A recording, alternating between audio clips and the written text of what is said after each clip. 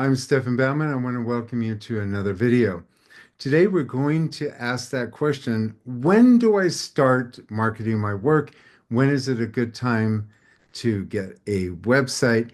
And when is it time for me to step up and start being responsible for showing my work? So regardless of whatever your market is, you want to get your website started. And in this particular video, we're going to discuss when's a good time to do that and how to start and how to think about organizing a website so that you can be powerful and have a really good presentation right out of the bat. And it doesn't matter if you're 12 or 75. And for the you guys that are 75 and think it's too late, you need to watch this video. But before you start, click on the video button. Make sure that you subscribe to the station. And a lot of the information that we discuss is in my Ultimate Guide to Plein Air Painting. I know it's a plein air book, but everything that's out there needs to be put into the studio paintings too. So check that out on my website. But until then, check out this video. You may learn something. Any other questions? I have a question. Yes. Hi, my name's Ruben. Ruben. Hi, Question. Ruben. How you It doing? didn't dawn on me. You used to take some coaching from me way back. Yeah. Oh, I wonder if this is the same Ruben. So welcome back. Well, hey, I've been watching your videos so much. I said, let me just get them on Patreon and move slowly. And I'm probably going to eventually come back to coaching. It's just timing right now is just not the best. But my question was, when, like, if you just want to start getting your artwork out there, I don't think I have enough to have a website for anything. But I have like, 4 or 5 paintings that I kind of would be interested in seeing if there's any type of market to buy. What would be like the beginning steps of getting out there to start doing something like this? Well, that's a really good question. And the way that you asked that question is absolutely perfect. So Ruben asked, I don't have a website right now, and I don't know if I have enough or if I'm ready for a website, but I want to start getting my artwork out there, And for a lot of people, it's a crucial thing because they, would like to get investment back in what they do. And for other people, they just kind of want to form a community.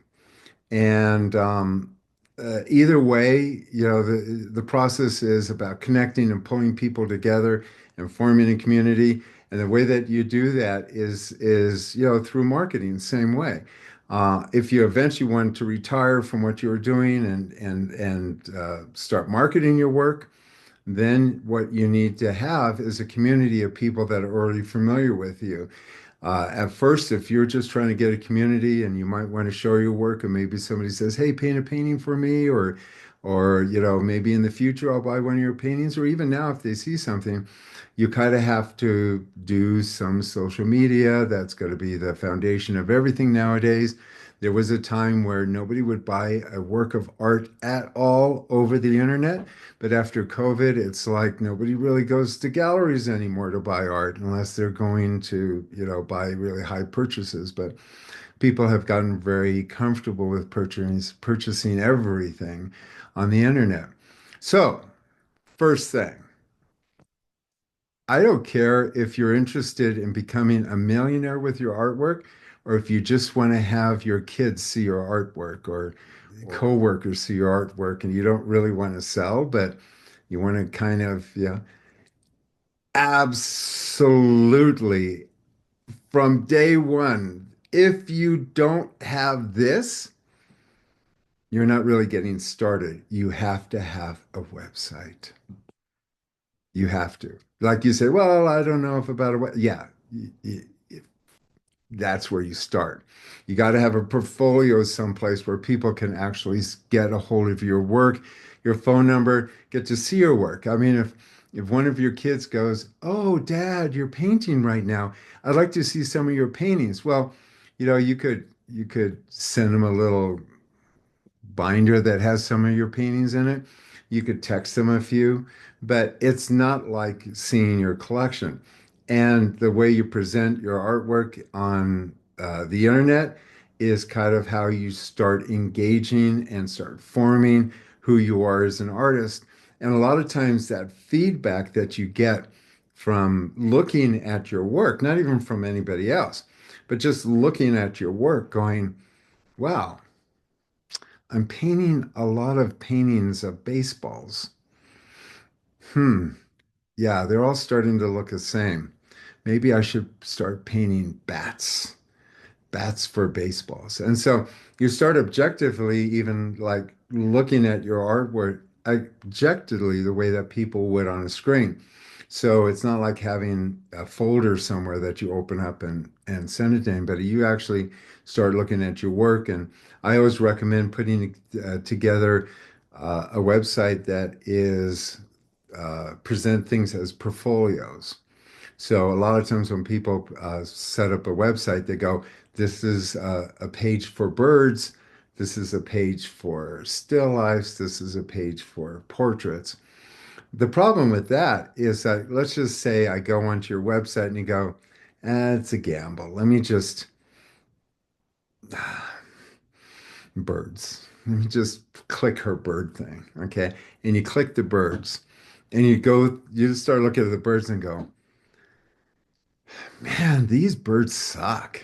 They really, yeah. It's like, and boop, you go. And it could very well be that you have a bird section, but you really suck at painting birds. You have no connection with birds. You shouldn't be painting birds. And now the first person who clicks on, they go, but let's just say maybe your maybe you're a portrait artist. And your portraits are divine. They're great. They're awesome. They're everything that you are as an artist, and you don't even know that you're so good at them. So if you present something in a portfolio manner, then people get to see the breadth of your work. Like all the paintings you did last year in a portfolio of 2024. And there you have your birds, you have your still lifes, and then you have these masterworks of portraits. And then so people will go, yeah, her birds suck, but the still lifes are good. But look at these portraits. And so now they get to see your forte or something that they're interested in or could be interested in because they're seeing a breadth of your work.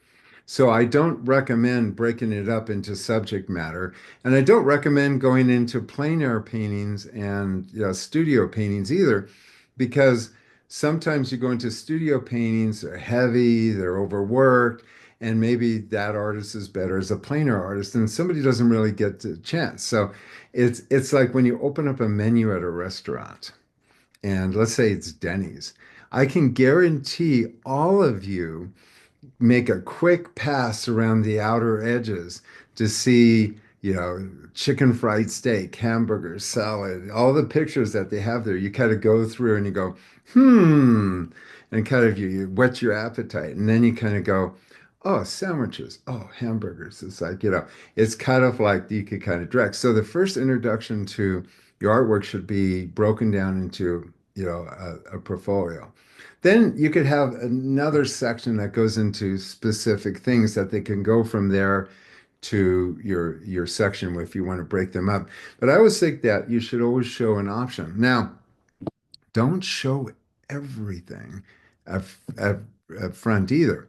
So if you did 20 paintings last year and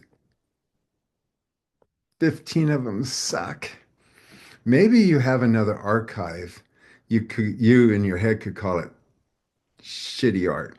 And you could kind of stick your art, your garage paintings in there in case somebody likes those. Yeah, it's really hard to figure out what people like because I'm really surprised. I will tell people, well, you got to have a show. These are your strengths. And yeah, put some of these other in there, but they're not, those are the ones that sell all the time. The ones that you least likely think that anybody would really want, those are the ones that sell. So it's hard to guess what people's choices are and what they look for. So when you put together your portfolio, you want to kind of have a file there for, other works, but you always want to display kind of what you feel is a good breadth of who you are as an artist. And when people look at these portfolios, one after another, shouldn't have a lot of artwork in them. They should be your best work. and it should kind of give them a breath of the kind of style or the direction that you're going into. And I'm going into all of this because, you're saying you don't want to have a website. Well, all of a sudden, if I tell you get a website, you're going to go, now what? So you want to make sure that your website has a good bio. You want to make sure that you have a good presentation when people come onto your website.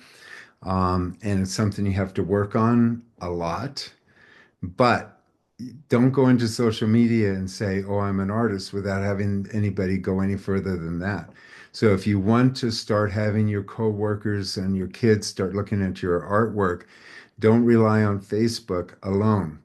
Now, the reason why I suggest you do this now is because as you go further into your career and you start painting more and more, it becomes a daunting task to go backwards and try to put together a website that you should have done years ago and try to put something together that's cohesive.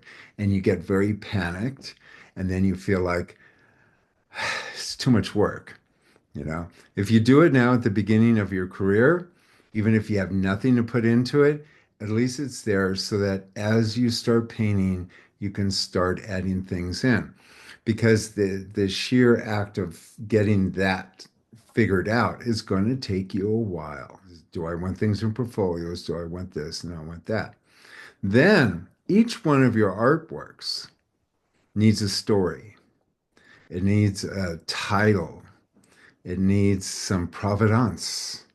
So, where it's been, where it's going. Let's say for yourself, because I know you work at the hospital, let's say a couple of your paintings show up in the lobby at the hospital. So, in the story of your painting, in the back it says created in, 2025. And then underneath it, it will say, Providence. First, you tell what's in the back and the front, the story and stuff. And then let's just say you show it, in the cafeteria there at the hospital. And so you put it up there and it says, shown at the cafeteria at the hospital. And then all of a sudden you might say, exhibited at the local art league for, whatever. And then you actually start listing all the places that your paintings go. So these paintings that you're working on now that are kind of floating may pop up in places and then you forget where they went to. A year from now, when you put together a website, it's hard to backtrack all that. So the sooner you get your website, the sooner you set it up, the sooner you start playing the game, you kind of get in the habit, you finish a painting gets packed up and gets shipped somewhere for a show, or you bring it to work, you start adding that information as you go. It's just kind of to keep the tally of all of these, even before you start putting it up on social media. Then when you start showing it in social media and somebody goes, wow, I kind of like that, they have a place to go to see your work. And in your website, you want to make it so that they can purchase it. So if you're trying to make some money, it's kind of hard to say buy this artwork, on Facebook, if that's really where you're heading, because you kind of asked a very vague question on how to get started. And as you know, because you've taken coaching with me, is that I don't say anything shortly. It's like you get the whole story. Um, but if you go on the Facebook and you want to show your work and your intention is to try to unload some of this stuff, then you want them to be able to go to your hub, which is your website. And there at the website, there's a buy it now. Always have your buy it now and always have the price there so people can just purchase it. Because you know how it is when you go buy cars. You want to kick some tires and look, at cars without having the salesman there, because nobody wants to be sold to. Nobody on Facebook wants to step up and ask you a question because they don't want to be sold to. So if they could go to your website and they can afford it, and don't assume that the people who go to your website are not going to be able to afford it. People can afford all kinds of things. Once they get there, make it easy for them to purchase it. Furthermore, if they should have a question, along with putting your artwork up, always have your phone number. And I know some of you like having those you where you fill out If you have a question, put your name and fill out the little box and stuff like that. Nobody likes to fill those out, neither do you. You don't like filling those things out either. And you don't know whether or not they get anywhere. And the thing is, usually when they get somewhere, you get back 4 or 5 days later, they they go, "Who? Ruben? The artist, what artist?" So if they're interested at that moment, they'll call you, say, "Hey, I was looking at your website, I want to buy this painting, you got to buy it now. I just have a question, does that include the frame, or could you change the frame, or whatever you want to make that instant, because tomorrow they're not going to be interested. That's just the way the art world is. Boom, A gallery knows if you say, "Well, I'll be back," you're not going to be back. So you want to be able to make that sale as quick as possible. So did that answer your question? Anyone else have any other questions? It's not a question, but it's a gratitude. You know, if it weren't for these coaching lessons on this gold one, I wouldn't be able to have come up with all these awesome ideas. And the one that you really got me with when you were telling us about being your own ambassador when you're out there. And yesterday morning, for our coaching session, I started a little late on this outdoor painting because it was raining, and I was painting out there, and the librarian who was behind me, she says, "Hey, that looks really good." And then I get an email from her asking me to do like a 6 week class. She's asking you to teach a class. Yeah, and she wants me to put her stuff over in that library. Yeah. So the thing is, part of being a goodwill ambassador is that you got to have that marketing card. Yeah, Yeah. it So works, man. yeah, so But if you you got have to work it. because you don't know who's walking by, especially if you're painting a place that, let's say an old building up in the corner someplace. I've been at places where I was painting, and I'd find some uh, beaten up building that's boarded up, and it's part of my painting, and I'm out there painting, and I'm not assuming on anybody's driveway, but somebody will stop and they go, "Oh my God, you're painting." I go, "Yeah." And they'll come up and they'll go, "I have you know that that's my father's old house. We grew up in that house, and it was abandoned around us. It was full of rats. And so we now live down the street. But I would love to buy that painting because, it brings back fond memories." And so you just never know. You could paint some old barn someplace and the owner comes driving up. If you're in somebody's driveway, got to have those marketing cards. Just and I always say you've got to have many, make it introduced with the marketing cards. And I have this on videos, but make 4 or 5 and then give them an option to choose one. And in the process of that, you have them say, "Oh, what the hell, just take all 5 of them," because they're all different kinds of paintings. And then this has happened on so many occasions with my students, is that person will go home and guess, and they'll say to their brother or sister, "Oh my God, this artist was painting our old house up on the hill. Want to get one of his works?" And their brothers would go, "Oh, I want to get one too." And he goes, "Well, I have these cards. Take one." And you call him up. So it's kind of the gift that keeps on giving. So people like those, but don't give out business cards. Give out like reproductions of your paintings with the information in the back. And it's a good thing to interact with people. I know it's really difficult to do that, especially if you think your artwork really sucks. Well, your opinion about your artwork is probably true because you're looking at everybody else's artwork that's on Facebook. So, in comparison to some other artists, yeah, it probably sucks. That's your opinion, and it's true. But the people who walk up behind you have no idea what art is. And they will walk up at something where you're just about ready to just give up art altogether. And they'll go, "Excuse me." And you'll go, "Yes." And they go, "You are so talented. I wish I could paint like that. I love your paintings. Oh my God, Martha, come over here. This artist is a master. And imagine he's outside of our library in the middle of the day. Oh my God." I mean, they're just like praising you. Like, you'll go, You know what? In comparison to the rest of the world, your artwork doesn't suck. It's just your opinion. And you know what? When you're standing in front of a great waterfall like Yellowstone Falls or Yosemite Falls, and you're sitting there with your little 12 by 16 expression of that waterfall and this teeny lighty thing, and the birds are flying and the sun is coming into the thing and causing rainbows and all this stuff, and you look at your little small stupid attempt at painting that compared to all of that, it's you're going to be frustrated. I hate to tell you, you can't duplicate that. You try, but while you're out there, the competition is too big. You just have too much nature out there. Your work is just not going to measure up. And this is the experience even when I take students out on to a workshop. They're standing there in front of Mount Shasta and they go, my attempt is futile. I can't reproduce this. This is impossible.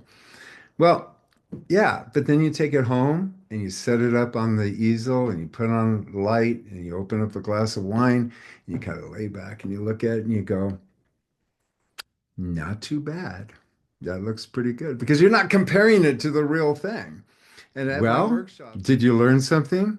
Are you 75 thinking it's too late? Shame on you.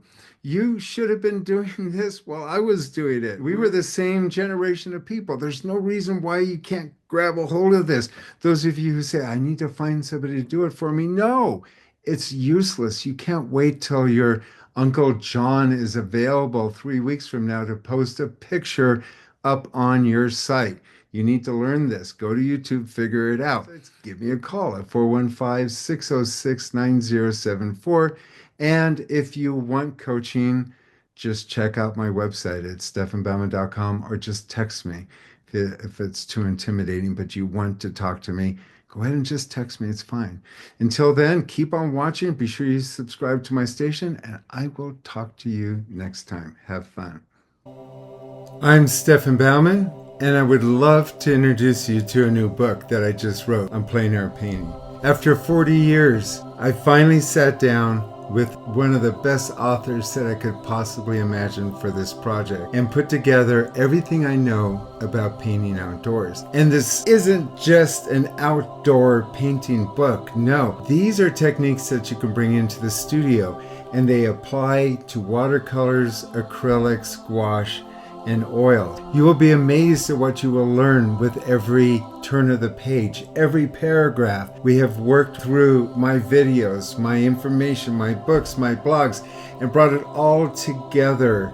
And over 2 years of editing, we brought it down to just the facts. This painting book has over 400 pages and almost 500 illustrations. If you see my videos and if you read my blog and you follow me on YouTube, you know that there's a lot of information.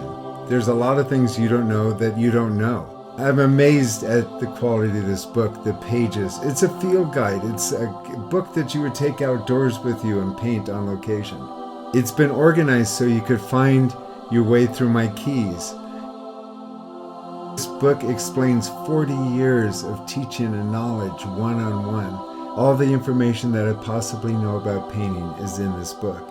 So run, don't walk, and order this book today.